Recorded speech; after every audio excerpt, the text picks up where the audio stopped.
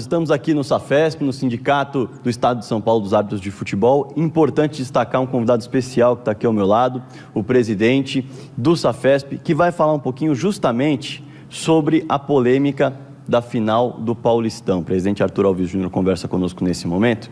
Presidente, não houve interferência externa, de acordo com o SAFESP, isso é um fato, o senhor já deu um grande pronunciamento sobre isso.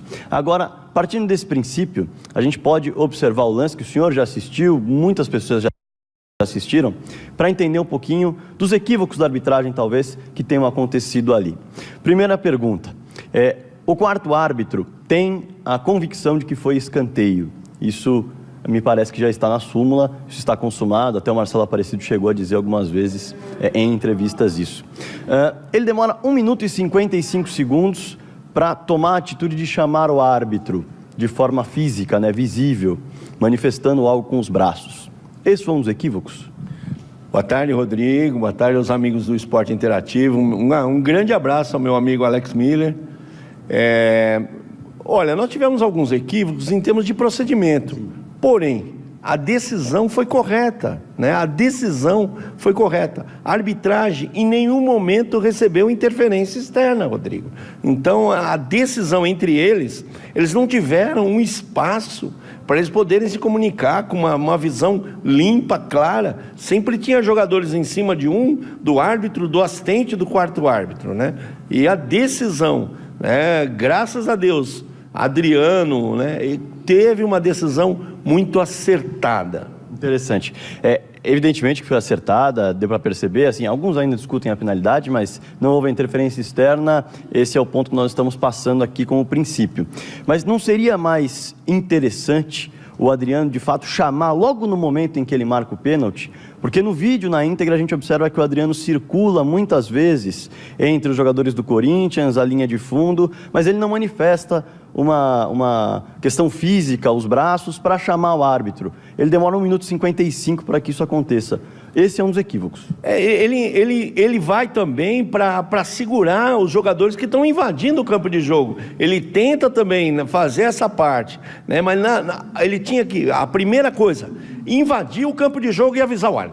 Imediatamente, Então, mas não é que houve interferência externa. Houve até ele estava segurando os jogadores para não invadirem o campo de jogo.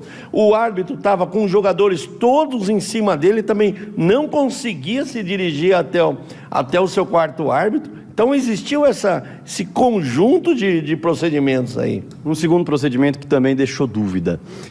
O árbitro, ele está numa posição teoricamente mais favorável e mais próxima, uma emissora de televisão, até o Sport TV chegou a fazer o cálculo, 15 metros o árbitro principal, ou o quarto árbitro a 22 metros. Ele opta por tomar a decisão do árbitro que está mais distante. Essa orientação que ele resolveu tomar ali, também é um equívoco pelo árbitro que o informou estar mais distante? Não é um equívoco. Proximidade não quer dizer a prioridade na decisão, Então ele estava próximo, mas a melhor colocação não era dele. Ele estava mais próximo. Quanto às vezes até mais próximo, a sua visão periférica diminui. A colocação melhor era do Adriano. Então a prioridade nessa decisão foi do Adriano. Corretamente isso. Foi conversado entre eles estão treinados para isso. Com relação ao Dionísio, que entra no campo de jogo, o senhor chegou a conversar com ele. Gostaria de perguntar ao senhor o que ele manifestou e em algum momento ele chegou a dizer por que ele estava no campo de jogo na conversa que teve com você? Ele não estava no campo de jogo, ele estava nas imediações ali do campo de jogo, como um dirigente da arbitragem. Especificamente, eu não perguntei para ele qual era a função dele lá, mas eu entendo que não tinha que ter função nenhuma ali. Tem que ficar somente o delegado da partida. Nós tínhamos a equipe de dopagem ali, que faz o exame antidoping. O pessoal do exame antidoping, eles ficam com o celular também. Então, ali não tinha que ter ninguém. Não tinha ninguém. Tinha que estar a escolta da arbitragem, a polícia militar e o delegado da partida. Agora, eu não conversei com ele, eu conversei com ele, mas não tocamos nesse assunto. Eu, em maneira nenhuma, ele tomou essa atitude, ele jamais adotaria essa conduta, jamais. a conduta ideal da equipe de arbitragem, que, claro, pode cometer erros, mas nesse sentido, nesse lance, talvez seria uma invasão imediata do quarto árbitro do campo, mesmo com os jogadores com os ânimos exaltados, para avisar e diminuir totalmente o tempo e a dúvida sobre uma interferência externa? Com certeza, Rodrigo. A decisão, quanto mais rápida ela é tomada, melhor, né? A gente foge dessas especulações aí que começaram a transferir, né? O presidente do Palmeiras começou a transferir para a equipe de arbitragem as suas deficiências. Quantos chutes no gol nós tivemos do Palmeiras, né?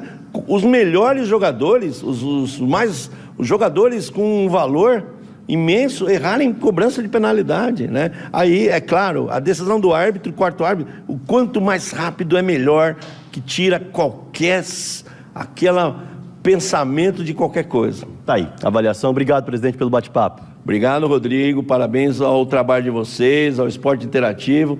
E um grande abraço ao meu amigo Alex Miller, que cada vez mais evoluindo. Eu tenho orgulho dele, ele fez a transmissão da nossa posse.